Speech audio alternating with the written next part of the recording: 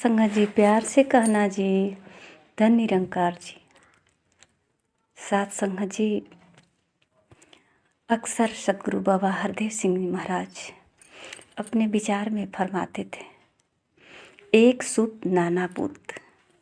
सत्संग जी, एक मिट्टी का अनेकों बर्तन और अनेकों डिजाइन, छोटा बड़ा सारे मिट्टी का ही होता है। सत्संग जी, इसी प्रकार संसार में जितने जीव जंतु प्राणी हैं ना, ये सब एक ही शुद्ध का बना हुआ है, सब एक ही परमात्मा का अंश है। अनेकों रंग रूप में, अनेकों डिजाइन।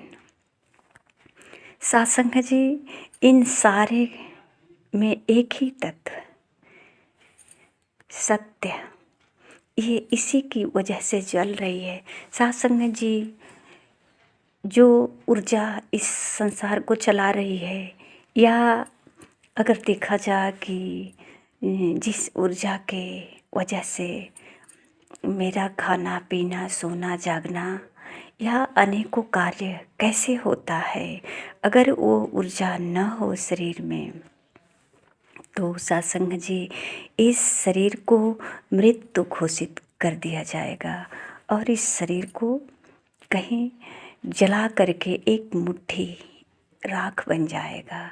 बस इतना ही इसका अस्तित्व है, एक मुट्ठी राख। सत्संग जी, ये बात भी तभी समझ में आती है जब कोई समझाने वाला, जो तत्व हमारे भीतर है, जिस तत्व की शक्ति से ये संसार की जो क्रिया हो रही है, वो तत्वदर्शी होना चाहिए। सत्संग जी, आज सदगुरु माता सुदीक्षा जी महाराज उस तत्व से ही मानव को पहचान करा करके, मानव की अपनी ही बोध करा करके उसका जीवन को धन्य कर रही हैं। सत्संग जी, इस दुनिया की मेले में कहीं सत्य को जानने से चूक न जाए, कहीं इस चकाचौंध में इस छुपे रहस्य को भूल न जाए, जानने की प्रयास करें। सत्संग जी, किसको ढूंढ रहे हैं संसार में? सुख शांति समृद्धि सब ढूंढते हैं ना। ऐसा कोई नहीं है जिसको सुख नहीं चाहिए, जिसको समृद्धि नहीं चाहिए, जहाँ शांति नहीं चाहिए। पर सत्संग जी, ये मेरा जो लक्ष्य है ना, ये तो सही है, पर सत्संग जी, इसको अपनाने का तरीका नहीं पता, कैसे प्राप्त किया जाएगा। और सत्संग जी, इसका तरीका सिर्फ सदगुरु ही बता सकता है। सत्संग जी,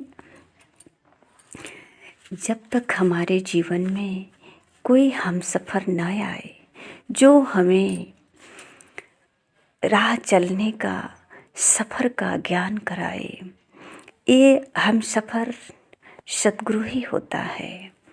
सत्संग जी, जिस तरह से इंसान के पाँव के नीचे जो मिट्टी है, धूल है, वही मिट्टी धूल कारीगर के जब हाथ में लग जाता है तो सत्संग जी, ये अनेकों प्रकार का बर्तन बनाकर रख देता है। इसी को सदगुरु बार बार इशारा करते हैं, एक सूत नाना पोत। एक ही मिट्टी का अनेकों बर्तन, एक कुम्हार ने, एक कारीगर है, कलाकार है। सत्संग जी, पहाड़ों को काट करके कारीगर ने कितनी सुंदर सुंदर मूर्तियाँ बना देता है। तो सत्संग जी, सोचिए, आज इंसान इतने सुंदर सुंदर भगवान को जन्म दे सकता है।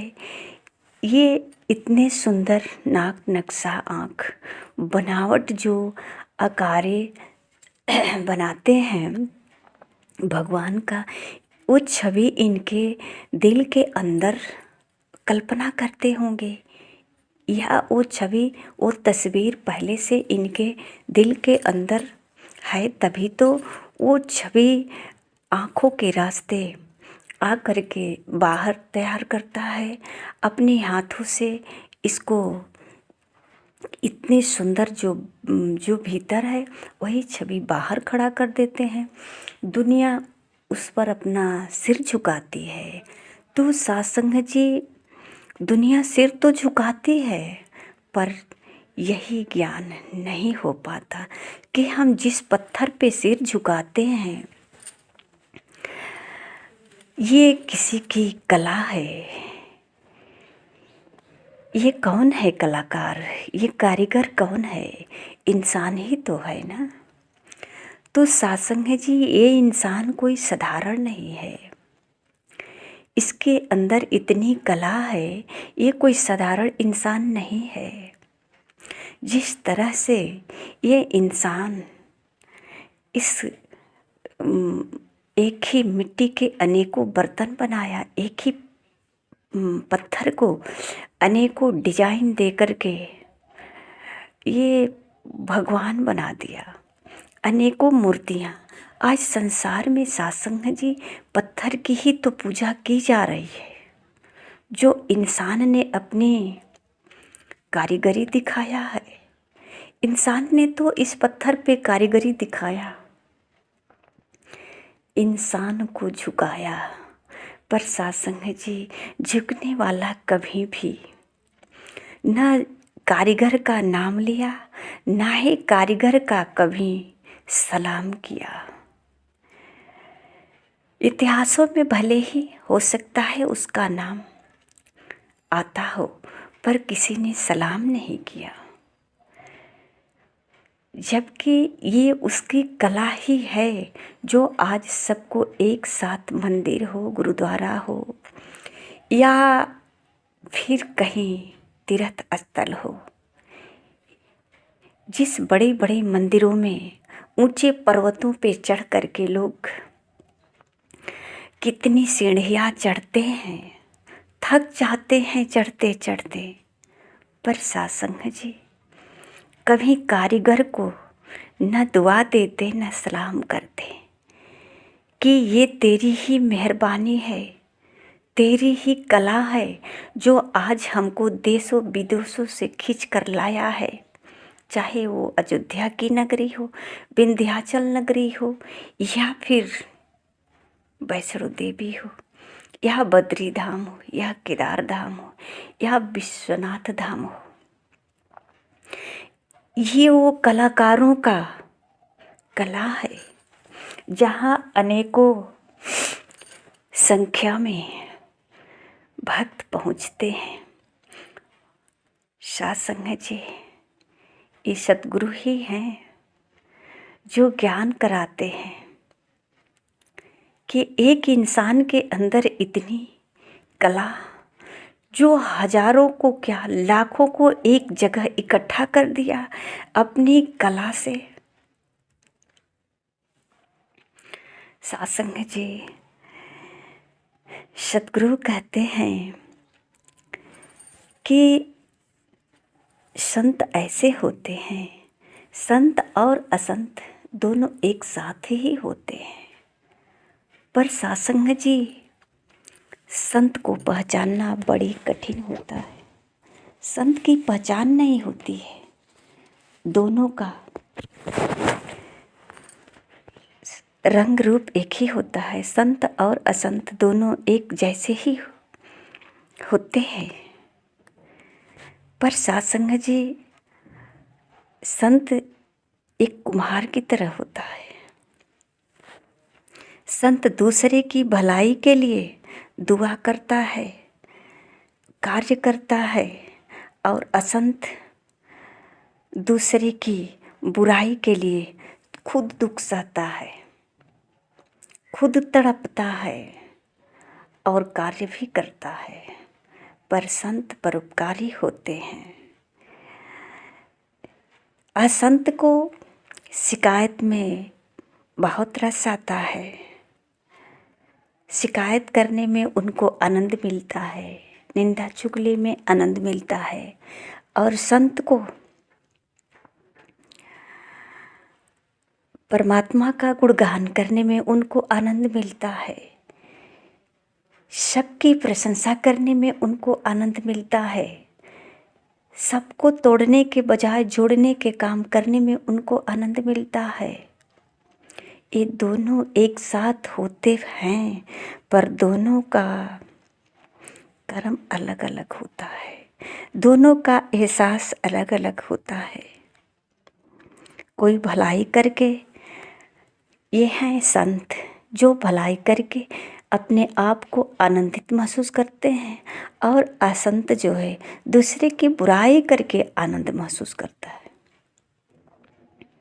तो सत्संग है जी, ये बुराई करने से आनंद कितने क्षण मिल सकता है, इसका एहसास नहीं होता। जिस दिन सतगुरु के चरणों में आकर के ये संतों की पहचान हो जाए, संतों के वचन श्रवण करने का मन में जिज्ञासा हो जाए, तो बात समझ में आ जाएगी। और सत्संग जी सिर्फ बात समझ में ही नहीं आएगी, बल्कि ये हमारा राह क्या है, इस सुख समृद्धि शांति को प्राप्त करने के लिए किस राह में चलना है, ये पता भी चल जाएगा। जिस राह में हम अपनी मर्जी से चल रहे हैं, वो सुख का कारण नहीं, शांति का कारण नहीं, ये उलझन है, तनाव है, कष्ट है, दुख का कारण है। लगता तो है कि इससे सुख प्राप्त होगा, पर सत्संग जी सतगुरु के द्वारा जब तक ज्ञान प्राप्त नहीं होता, उसका ध्यान निरंतर संसार से जुड़ा होता है। अब जब सतगुरु से ज्ञान प्राप्त हो जाता है, तो उसका ध्यान निरंतर सतगुरु के वचनों से जुड़ा होता है, और ये वचन सीधे मानव के मंजिल तक पहुंचाता है। ये शब्द एक पुल के समान होता है, एक ब्रिज के समान होता है, और सतगुरु के दरबार, सतगुरु तक परमात्मा से मिलन कराता है। जो कहा जाता है ना कि ईश्वर अंश जीव अविनाशी, तो कब तक कहते रहेंगे ईश्वर का अंश जीव है, इसकी पहचान कब करेंगे? और इसको पहचान कराने वाले कहाँ है? ये सतगुरु ही है। जिस इंसान को परमात्मा ने बनाया है, उसी के अंदर तो इतनी सारे कारीगरी कलाकारी है, जो सारी दुनिया को एक जगह इकट्ठा किया है, सारी दुनिया को अपनी कलाओं पे झुकाया है। ये परमात्मा के बनाए हुए, परमात्मा का रचा हुआ जीव है। इसके अंदर इतना गुण है, और जो हम अपने हाथों से, यानी जो मानव अपने हाथों से कलाकारी करता है, कारीगरी करता है, इंसान वहाँ तक तो एक साथ आ सकता है, पर एक हो नहीं सकता, क्योंकि इसमें वो शक्ति नहीं ना जो समझा सके, जो बोल सके, जो कह सके कि आप हजारों सीढ़ियाँ चढ़कर मेरे पास आए हो, आप धन्य हो, जाओ आप खुश रहो। हम अपने मन से ही, क्योंकि ये मानव के मन के भीतर ही तो है, तो मन अपने आप में संतुष्ट होती है कि हजारों सीढ़ियाँ चढ़कर जब आए हैं, तो जरूर हमारी मन्नतें पूरी होगी। ये अंदर से इशारा करता है, अवश्य क्योंकि हमने कष्ट सहा है ना। ये मन ही है जो राम और रावण दोनों का काम करता है। सीढ़ियाँ भी चढ़ाता है और कहता है मन्नतें पूरी हो गई। हो या ना हो, अब तो समय आने पे ही पता चलेगा ना। अगर पूरी नहीं हुई तो फिर कष्ट का कारण हुआ ना। सत्संग जी, अगर एक बार सीढ़ियाँ चढ़ने से ये मानव का जितना दिन तक का जीवन है, जीवन यात्रा है, इन यात्रा में किसी प्रकार का कष्ट ना हो